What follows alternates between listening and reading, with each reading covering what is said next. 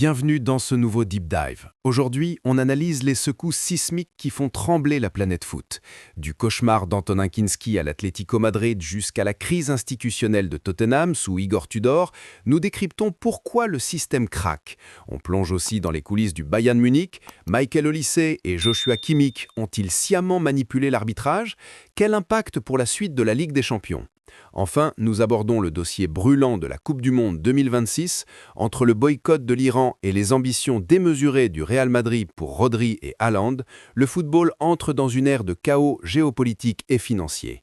Analyse tactique, statistiques avancées, XG, press rate et storytelling inédit. 17 minutes, c'est le temps qu'il a fallu pour briser un homme, une tactique et peut-être une saison entière.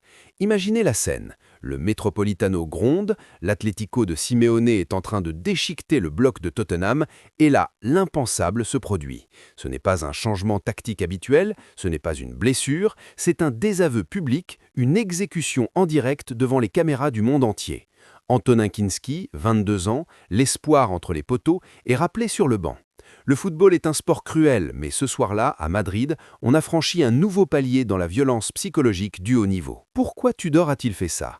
Est-ce du génie ou de la folie pure? Bienvenue dans cette analyse approfondie où nous allons disséquer non seulement ce naufrage, mais aussi la mutation profonde et inquiétante du football en 2026. Entre manipulation de règlements au Bayern, boycott géopolitique et transfert à 300 millions, accrochez-vous, le jeu est en train de changer de visage. Avant de parler de ce match contre l'Atlético, il faut comprendre où se situe Tottenham dans l'échelle de la souffrance footballistique.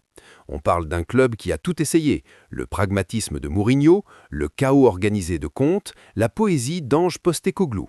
Et maintenant, Igor Tudor, l'homme des principes rigides, du marquage individuel tout-terrain, de l'exigence physique quasi militaire. Mais en 2026, la greffe ne prend plus. Les supporters sont à bout. Le communiqué qu'ils ont publié après la défaite 5-2 n'est pas juste une plainte, c'est un acte de divorce. Une honte véritable, disent-ils. Ils pointent du doigt un mercato hivernal catastrophique et un manque total de leadership. Pourquoi Kinski était-il titulaire? Parce que Vicario était sous une pression immense. Tudor a voulu innover, protéger son numéro 1 en lançant un jeune dans la gueule du loup. Résultat, une boucherie. Mais le problème est plus profond. C'est l'histoire d'une identité perdue entre le désir de gagner et la peur de s'effondrer. Entrons dans le vif du sujet, la tactique. Tudor est resté fidèle à son 3-4-2-1 agressif. Le problème, contre le 5-3-2 de l'Atlético, c'est un suicide tactique si votre pressing n'est pas synchronisé au millimètre. Dès la 5e minute, on voit le désastre. Griezmann et Julián Álvarez décrochent systématiquement dans les demi-espaces, half spaces. Les défenseurs centraux de Tottenham, censés suivre leurs hommes, sont aspirés, créant des boulevards derrière eux. Antonin Kinski se retrouve exposé sur des situations de 1 contre 1 répétées. Ces deux erreurs, elles sont le fruit d'une panique systémique. Sur le premier but, il y a un manque de communication flagrant avec Romero. Sur le second, c'est une sortie mal calculée. Mais regardez les stats. Tottenham a subi 15 tirs en 17 minutes. Kinski n'est que le symptôme d'un corps malade. Le bloc bas des Spurs était inexistant et les transitions défensives étaient d'une lenteur pathologique.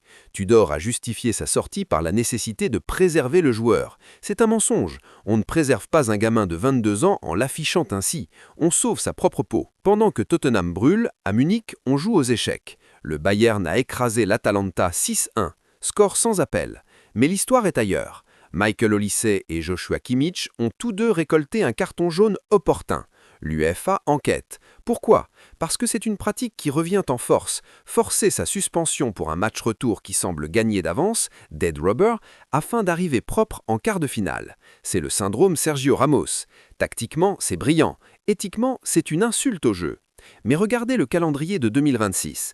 Entre la nouvelle formule de la C1 et la Coupe du Monde à 48 équipes, les joueurs sont des épaves physiques. Kimmich et Olise ne trichent pas contre l'adversaire, ils trichent contre l'épuisement.